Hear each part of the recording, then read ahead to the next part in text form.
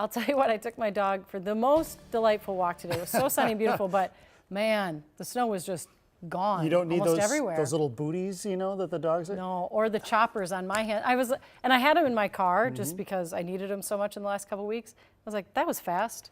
All of a sudden, Now they look snow's gone. ridiculous. I don't need those big Well, mittens. it's wild too. With just a couple of days, you go from like a decent snowpack and again sub-zero temperatures to basically nothing. Once you get south of the St. Cloud area, there still is a little bit of snow up in the Arrowhead, especially areas away from the lake. Duluth has about 5 inches of snow on the ground, but that's down from a foot just 5 days ago. So lots of melting taking place, and the temperatures that we've been feeling the last couple of days more reminiscent of early April than the end of February. This is the spring temperature trend. By the way, meteorological spring actually begins on Saturday, March 1st, with the average high temperatures 34 degrees. By the time we get to April 1st, that average high warms up to 50 and then closer to 70 as we wrap up the month of May.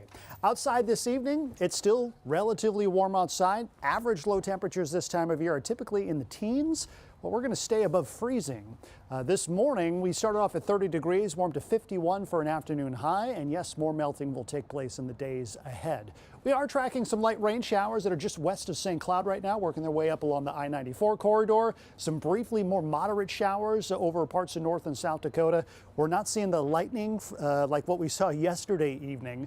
In fact, one storm just outside of Watertown in far northeastern South Dakota actually produced a very brief tornado about 4:12 yesterday afternoon. That was some pretty interesting stuff. By the way, it was the earliest tornado ever recorded in the state of South Dakota. Still watching some briefly heavy showers that are working through Aberdeen. That same cluster is going to work its way through central and east central Minnesota later this evening and overnight tonight. And some of us could pick up maybe up to 1/10 of an inch of rain tonight.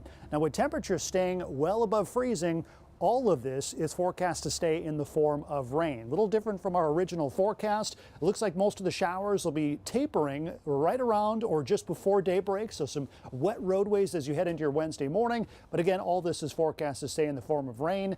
Maybe a renegade snowflake for the North Metro if we do see some briefly cooler temperatures, but otherwise, it shouldn't be a huge deal for us. Just some wet patches of roadways as you head into tomorrow morning as temperatures again stay warmer than freezing. Southeast winds tonight about 5 to 10 miles per hour, staying relatively mild. 34 degrees is closer to our average high temperature for this time of year. And tomorrow, mostly cloudy. The wind is going to change from the northwest as this weather system moves off towards the east. Temperatures with the increase in clouds probably not as warm as what it was today. 51 degrees today. We will stay in the mid-40s for forecast highs tomorrow, but it's still much warmer than average. Brighter conditions across western Minnesota as that's where the drier air started to move in. And we're still seeing the cooler temperatures across northern Minnesota because, again, they still have plenty of snowpack up there. Now, there's one more system we are tracking later this week on Friday, but it's trending north. So I'm thinking Friday is going to be more of a blustery day for us and a quick bump in temperatures before seasonal air rolls in for Saturday. So noticeably cooler,